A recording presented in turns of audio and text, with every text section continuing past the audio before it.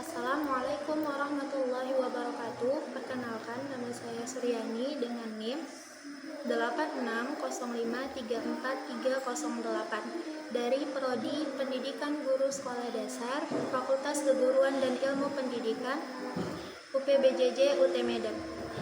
Tujuan dibuatnya video ini adalah untuk memenuhi tugas 1 tutorial online mata kuliah Filsafat Ilmu. Di sini saya akan membahas 3 hal, yaitu ontologi, epistemologi, dan aksiologi.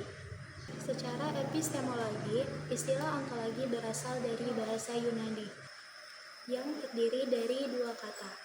Yang pertama ontos, berarti ada atau keberadaan, dan logos yang berarti studi atau ilmu. Sedangkan menurut istilah, ontologi adalah suatu ilmu yang mempelajari tentang hakikat keberadaan yang merupakan ultimate reality, baik yang berbentuk jasmani atau konkret maupun berbentuk rohani. Dalam dunia pendidikan, ontologi memberikan kita pemahaman tentang apa sih sebenarnya yang sedang kita bangun dan kita hadapi di dunia pendidikan saat ini. Jika dihubungkan ke praktik pendidikan langsung, saya akan memberikan 3 penjelasannya langsung. Yang pertama, itu adalah tentang hakikat anak didik. Siapa sih sebenarnya yang sedang kita ajar? Secara ontologis, guru harus memiliki keyakinan tentang siswanya sendiri. Maksudnya, guru akan menganggap siswa itu sebagai kertas kosong atau bahkan sebagai benih tanaman. Jika guru menganggap siswa sebagai kertas kosong, maka guru akan dengan bebas menyuruh, memerintah, atau mencoret kertas tersebut. Namun, jika guru menyadari bahwasannya anak itu seperti bibit tanaman, maka guru akan meyakini hakikat daripada murid itu sendiri, bahwasannya setiap murid itu sudah terlahir dengan bakatnya masing-masing atau sesuai dengan kodratnya. Yang kedua adalah hakikat materi pelajaran, yaitu apa sih sebenarnya yang kita ajarkan.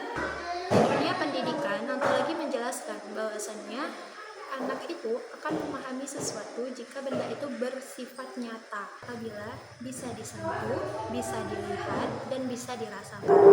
Ketika kita menjelaskan kepada anak murid tentang angka 2, maka murid akan sulit untuk memahami sebenarnya angka 2 itu apa gitu.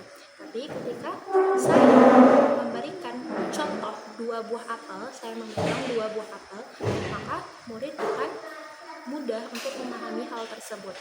Atau ketika saya menjelaskan tentang keadilan, konsep keadilan, murid tidak serta-merta akan mengetahui apa sih sebenarnya itu keadilan. Tetapi ketika saya memberikan contoh nyata, saya memiliki 10 permen dan membagikannya secara rata kepada 10 anak-anak akan lebih mudah untuk memahami tentang konsep keadilan tersebut. Yang ketiga adalah hakikat lingkungan sekolah. Apa sebenarnya hakikat hubungan antara seorang guru dengan murid di sekolah itu? Pandangan lama mengatakan bahwasanya guru itu adalah subjek, sedangkan murid itu adalah objek. Namun, pandangan modern mengatakan bahwasanya guru dan murid di sekolah itu adalah sama-sama subjek. Artinya, guru dan murid sama-sama belajar di dalam kelas tersebut. Apa dampak yang terjadi dari pandangan modern tersebut? Dampak yang terjadi adalah dampaknya kelas tidak lagi menjadi kaku seperti penjara, tetapi menjadi wadah untuk saling berdiskusi karena guru meyakini tentang eksistensi keberadaan murid di dalam kelas tersebut. Jadi sekolah itu bukan hanya sekadar bangunan, ketika anak datang dia hanya akan belajar tentang menulis, membaca, berhitung, tetapi menjadi wadah untuk anak belajar untuk bersosialisasi, belajar mandiri, dan belajar untuk bertanggung jawab. Yang kedua adalah epistemologi. Secara epistemologis berasal dari bahasa Yunani, yaitu episteme yang berarti pengetahuan dan logos yang berarti teori atau ilmu.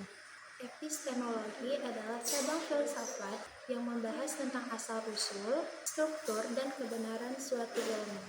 Jika ontologi tadi bertanya, apa sih itu ilmu? Maka epistemologi bertanya, bagaimana cara kita untuk mendapatkannya? Tadi ketika saya membahas tentang ontologi, di situ disebutkan bahwa anak-anak itu bersifat konkret.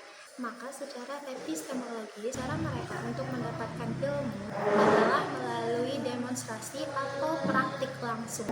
Di sini guru juga mengajarkan kepada siswa bagaimana caranya mengobservasi, caranya bertanya, dan juga membuat praktik yang kecil untuk menemukan jawaban. Memahami epistemologis dalam dunia pendidikan membuat guru tidak hanya berpatokan terhadap hasil, tetapi juga menghargai bagian daripada proses siswanya tersebut. Karena cara belajar anak tersebutlah yang akan membentuk pola pikir anak tersebut ke depannya. Yang ketiga adalah aksiologi. Aksiologi adalah cabang filsafat ilmu yang mempertanyakan tentang value dan kegunaan daripada suatu ilmu pengetahuan tersebut. Jika ontologis membahas apa objeknya, epistemologis membahas bagaimana cara mendapatkannya, maka aksiologi menjawab pertanyaan, untuk apa sih ilmu itu digunakan? Apakah ilmu ini merugikan manusia, atau apakah cara menggunakannya benar secara moral?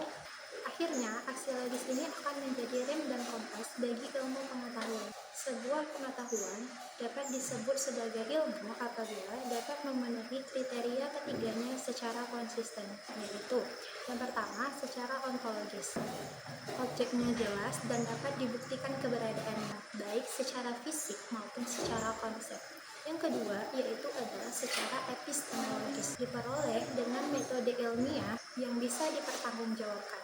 Dan yang ketiga, yaitu secara aksiologis, yaitu